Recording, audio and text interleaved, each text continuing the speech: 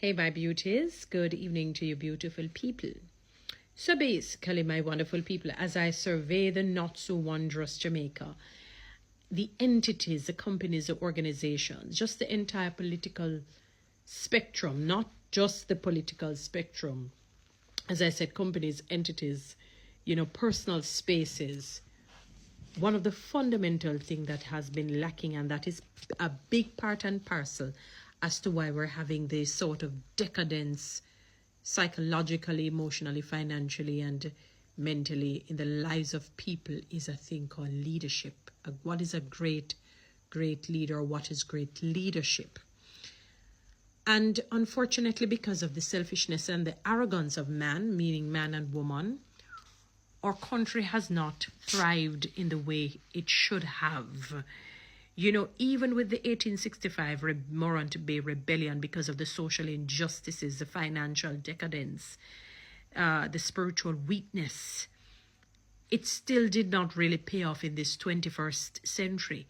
Because here we are, we claim emancipation, meaning we've been, and freedom, because people don't seem to understand. They're two similar words, but they're different in meaning. So emancipation is really the process of being made free, and made free and set free, again, they're different, but I'm not going to get into that.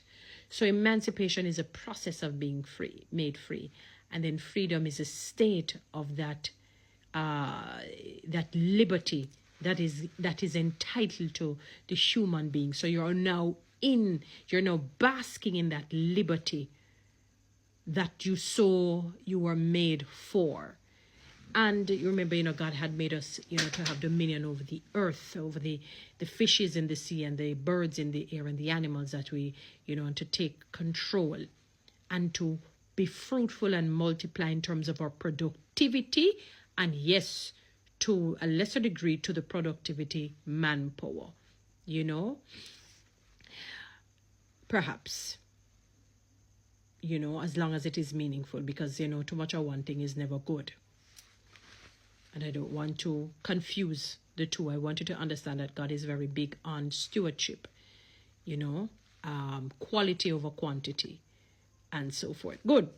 Now that we have established that, it is very sad that even with our emancipation and freedom, so Emancipation Day, August 1, 1962, and Independence, that state of having that sort of autonomy, that our country has not been able to experience the luxury of a great leader. And I know that arrogance and pride and selfishness and greed, corruption, ungodliness, lawlessness, a sort of slanderous mindset has caused our country to be in the rotted and rotting state that it is in presently. It breaks my heart to know that, I was not born during the time of emancipation and independence, but to listen to how people talk. And I could never, ever hear anybody say, we have had a fantastic and exemplary, notable, with notoriety leader. They will only talk about through biases and prejudices and discriminations. They will talk about, this leader is better than that. So the comparison is made, but no one really stands out as a solid leader to this very day that we're living in. I can never hear somebody say, this person is a stalwart. This person is almost the epitome of the late and great and venerable Dr. Martin Luther King Sr., which is the freedom fighter that Dr. Martin Luther King Jr.'s father. His father was a pastor, and he decided that his son would have become somebody great. So he got some good mentors in his life, which included Mahatma Gandhi. When we think of Mother Teresa, a woman of faith, a dignified woman. She would be considered the Proverbs 31 woman, though I don't think she was married. But, her attitude and her altitude spoke volume. It emitted volume. And to this very day, we can never see a healthy leader. And I'm not just talking politically. When we think of organizations, who can literally say, there goes a fantastic level 5, according to John C. Maxwell, leader, one of integrity, one who is decisive, one who is about team building, one who looks to grow the people that he or she governs, so that they can become, you have one thing that I read where it says that leader, a great leader, makes pockets of leaders. When Moses became overwhelmed and couldn't take the burden of dealing with the nearly entire Jamaica, for example, God said, Moses, I'm going to take some of your spirit, meaning your attitude and your tenacity, and put it on 70 more people who are sub-leaders.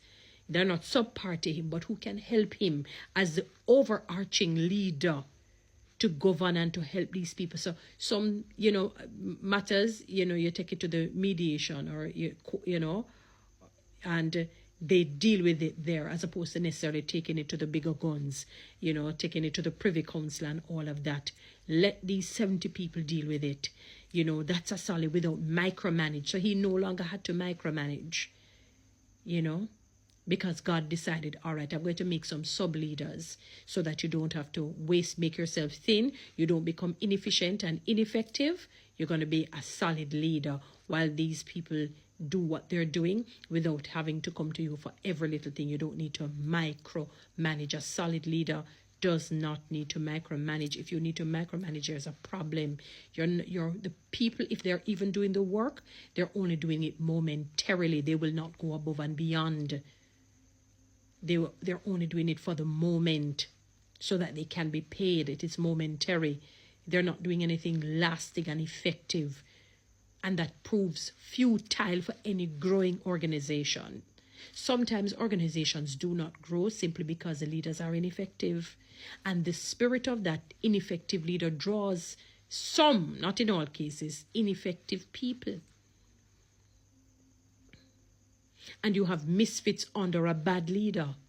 So when the leader should have put this one because this one is good at being a medical doctor, I'm just using that as an example. They put the person to be the lawyer while that's a misfit. The person is gifted more to be the medical doctor. That lawyer is gifted to be more a math teacher. This one is gifted to be the science teacher, so to speak. So there are too many misfits because you don't have leaders who are visionary. They don't have insight and foresight. Because of arrogance, pride, malignant and malicious jealousy, envy, hate in their hearts for no reason. And when I say for no reason, something solid I'm talking about. And even if it is something solid, that hate is still not good. Our country suffers. So sometimes when I hear people blame the politicians and they speak out arduously, in a combative manner, for me, they should really close their mouths, because they too are no different from the leaders of the land. They're probably even worse. They treat their staff horribly, and some do it subliminally. Some try to do it secretly, like like they think the workers don't know. I've often said that one of the things that God has blessed me with is discernment. From I walk into a room, I can feel the energy. If the spirit is not in solidarity, you feel it, you see it. They don't even have to open their mouth. It's like God says, this one, And I don't have to make the person know. But, you just don't build a bond. You don't try to, whatever it is, you're respectful. You do what you need to do and you get out of the space. Bad leaders. That's the main thing that is destroying this country. Bad, poor leaders. Poor leaders. And until they decide to repent and to allow God to permeate their hearts, minds, and souls, and allow them to be transforming agents, it's only going to get worse. Sad reality, but it is a reality. Oh, what a web we weave when we try to deceive. Guys, you know what to do with free TikTok?